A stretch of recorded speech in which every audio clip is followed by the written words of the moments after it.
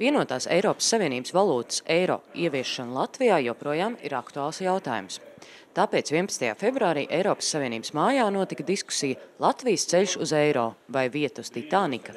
Šobrīd mēs esam unikāla valsts ar to, ka mēs izpildām reformas, proti policijas, izglītības, veselības aizsardzības, teritoriālā administratīvo reformu.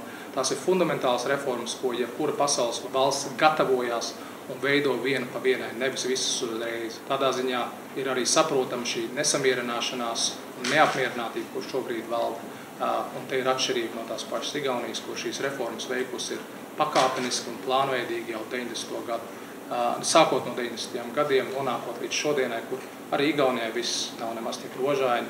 Viņiem joprojām teritoriāla administratīvā reforma ir jāveic, viņiem ir arī daudz politiskās problēmas. Jautājums par to, kad norisināsies Latvijas iestāšanās Eirozonā 2017. gadā vai kaut kad vēlāk, ir joprojām atklāts jautājums.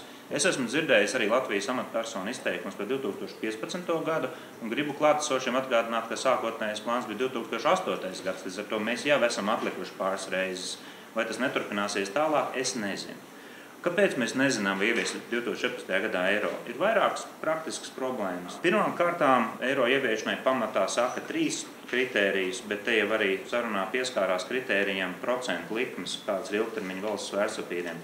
Mēs nezinām, kāds viņas būs tajā brīdī. Drusku atkarīgs no tā, kādas būs 2016. gadā spekulantu nostāja attiecībā pret Latvijas valsts parādzīmē. Viņi spekulēs par vai pret, atkarībā no tā šīs procentu likmes būs lielāks vai mazāks.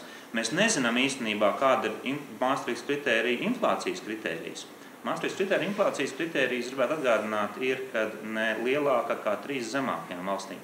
Bet, ja ir deflācija kādās valstīs, vai tas arī skaitās vai nē, atbildes to nav likumā šobrīd. Mēs nezinām. Un tas līdz ar to ir jautājums par to, kā likumdevējs tajā konkrētajā brīdī vai cilvēks, kas pieņems lēmumu, to interpretēs. Līdz ar to jautājums nav par to, ka ja mēs izpildīsim šos kritērijus formāli, ka mums pieņems vai nepieņems, mums varbūt noraidīs arī tīri tehniskiem iemeslu dēļ. Ir arī piebilde, ka visiem šiem kritērijiem jābūt ilgspējīgiem ilgākā termiņā, kas ir vēl abstraktāks jautājums. Līdz ar to tas, ka mēs formāli runājot izpildīsim Maastrichtas kritērijas, nenozīmē, ka mēs ieviesīsim eiro vai ka eiro pie mums tiks ievies, ja kāds, piemēram, izlems, ka mūsu valsts kā tāda nav ilgspējīga. Finanšu ministrijas eiro projektu vadītāja Sanita Bajāra atzīmē, ka darbs pie eiro ieviešanas Latvijā šobrīd tiek organizēts vadoties pēc konkrētiem pamatprincipiem.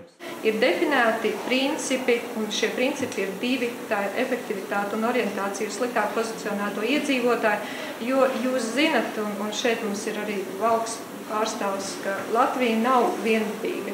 Mēs esam ļoti dažādi, ja mēs raugāmies, piemēram, uz Līvu laukumu, kur principā mēs varam saskaitīt entās bankas filiāls vienviet un tikpat daudz bankomātus.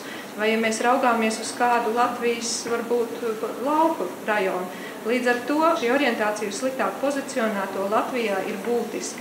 Līdzīgs princips tika ievērots arī Igaunijā, kur arī viennozīmīgi iedzīvotāju blīvums nav vienāds. Tāpat ir definēts scenārijs. Mēs esam pateikuši, ka vienlaicīgās apgrozības periods būs mēnesi, kāds būs skaidrās un bezskaidrās naudas apmaiņas princips, tātad šie svarīgākie jautājumi ir nodefinēti. Un kā būtiskāko šobrīd es gribētu minēt tieši Igaunijas eiro ieviešanas šīs pieredzes pārņemšanu. Mēs, protams, saprotam, ka Igaunija ir mūsu tuvākā kaimiņu valsts un ir vislīdzīgākā mums. Līdz ar to šīs pieredzes apgūšana mums ir ļoti svarīga, un tam mēs šobrīd plānojam savu laiku, un ar to mēs arī principā nodarbojamies ikdienā.